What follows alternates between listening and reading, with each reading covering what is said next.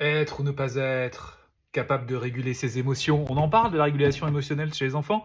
On sait que la partie impliquée dans cette régulation s'appelle le cortex orbitofrontal qui est ici. Ce n'est pas la seule zone impliquée dans cette régulation émotionnelle.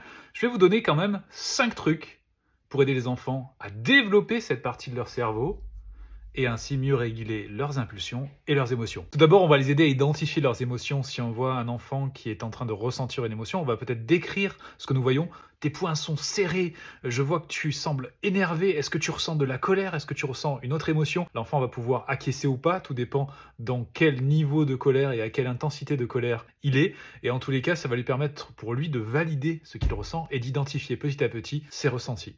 Deuxièmement, on va bien sûr offrir du réconfort à l'enfant. L'enfant n'est pas capable de réguler ses émotions en autonomie, donc on va lui offrir de l'écoute empathique et surtout du contact physique aimant et tendre, c'est-à-dire des câlins. Et on sait que les câlins permettent notamment d'accélérer la maturation du cortex préfrontal. Rien de tel que le modèle. Comment faites-vous, vous, pour réguler votre colère?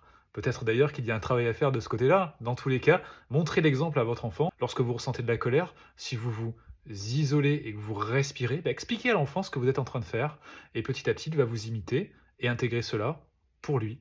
D'ailleurs, c'est la prochaine étape, l'auto-régulation. On va donc enseigner à l'enfant des stratégies de régulation. On le fera au calme lors d'un atelier et votre enfant va pouvoir gribouiller sur une feuille ou encore sauter sur place pour réguler la colère.